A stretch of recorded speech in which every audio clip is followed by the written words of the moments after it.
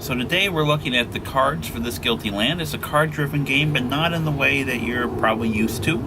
And to understand how the cards work, first thing you need to understand is something called organizational capacity. This is something that each side has in the game. It's a number that touches pretty much everything else in the game, and you're going to be increasing it over the course of the game. So at the start of the game, the organizational capacity for oppression is 1, and for justice is 2. And one of the things it's going to affect is the number of cards that come out in the events display. So let's look over at the events display.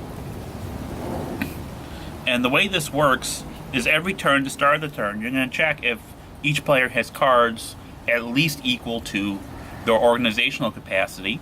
And if they don't, you're going to draw cards one at a time until each player has at least that many cards.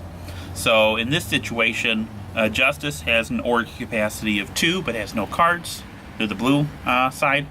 And then Oppression, the red side, has 1 card, and that's their org capacity. They're set. We need to draw cards until 2 Justice cards come up.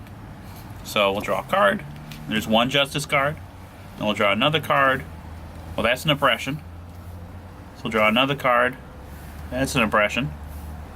Draw another card. Also an Oppression. Another card. Oppression, and Justice. So, as you can see, Oppression got a lot more cards just from the luck of the shuffle. And that's something that's going to be happening every turn. At the start of the game, it works a little bit differently. We're going to be dealing out cards into the events display until each player has at least 4 cards. And that could end up with a 4-4 split, or a 4-5 split, or a 4-6 split, or a 4-12 split. And the disadvantaged player gets some victory points in compensation at the start of the game. But as you can see, this is a face-up, open hands sort of game. So you always know what cards the other player has. There's no hidden information, no fog of war in this game. So this is the first way in which this is very different than a lot of card-driven games. The other thing is the way the cards function. So I have some cards set aside here. Let me flip them over, maybe. There we go. Ha. And the card's divided into types. And each card within a type acts pretty much in the same way. So we have a public opinion card, and that card takes public opinion actions. And the actions it can take are indicated by these icons here. It depends how the card is played, where it's played from. Now, the thing each card has, of course, it has a side, so this is a Justice card, and it has a PW value, that's political will. That's the currency you spend in the game in order to take actions, and every action you take is going to earn PW for your opponent. It's that kind of seesaw effect that was in the game Optimizes et Populares, which we published last year. But this is a public opinion card, and if you play a public opinion card from the events display, it is going to take compromise markers that are friendly to you and flip them over to your side. So over here in the upper south, we have a blue compromise marker, and it would flip to the Justice side. The number that you are going to flip is equal to the PW value of the card, and you can do it in a number of regions equal to your organizational capacity. Your opponent is going to earn PW equal to the number of regions in which you actually flip markers. So if you flip 1 in one region, then they get 1 PW. If you flip them in 2 regions, 2 PW, and so on. Now, once you play the card, you can either discard it into the discard pile, or you can put it in your reserve. And the reserve is kind of an ancillary hand of cards, a permanent hand of cards you're building over the course of the game, and the number of cards you can have in that is equal to your organizational capacity. And when you play it from the reserve, what it does is it switches out a compromise marker from your opponent for one of yours. And the number that's going to be switched out is the number of face-up cards you have in your reserve, and when you play the card to do that, you count it and then flip it face down. At the end of the turn, some flip face back up, depending on your organizational capacity. And they're going to get a straight 2 PW whenever you do that, your opponent. Now, your opponent can react to that. Your opponent can stop you from flipping or replacing markers if they have a face-up public opinion card in their reserve. They can flip it face down to block a number of marker replacements or flipping equal to the PW of the card. The card also comes into play when passing laws, and we'll get into that in a moment. There's a special kind of card called a speech, a special kind of public opinion card. It also comes into effect when passing laws. So let's talk about laws.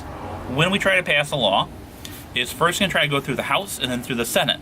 So every marker you have on the map is a point in the House, and you get the combined votes of both your faction and your aligned compromise faction.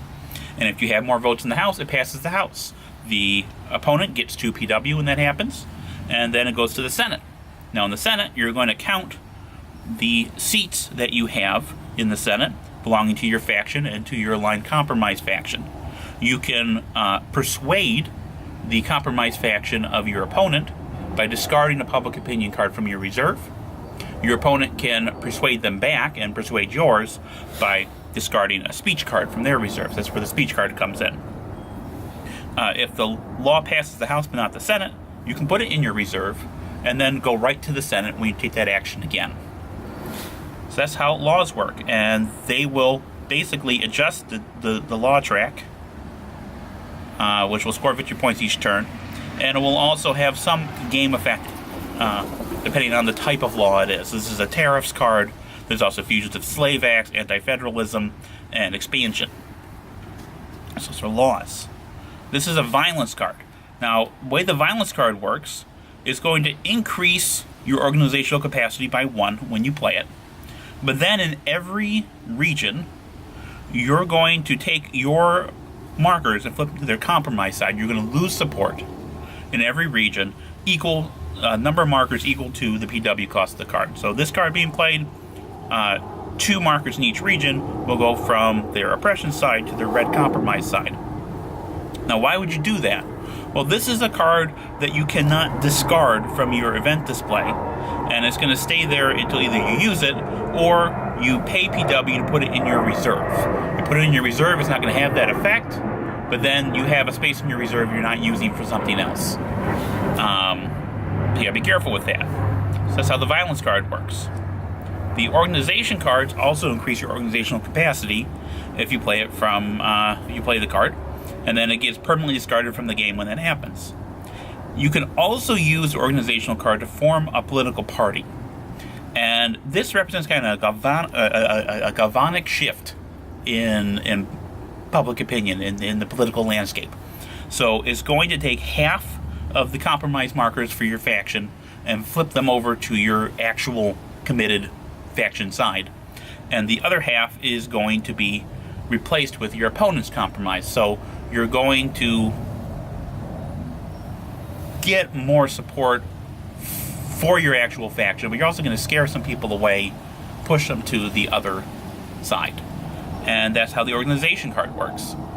And those are basically the types of cards. There are also some special event cards that have specific one-time effects, but those are pretty self-explanatory. So cards go to the event display, they go into your reserve, you're able to discard them to do certain things, and that's basically how the card play works in this Guilty Land.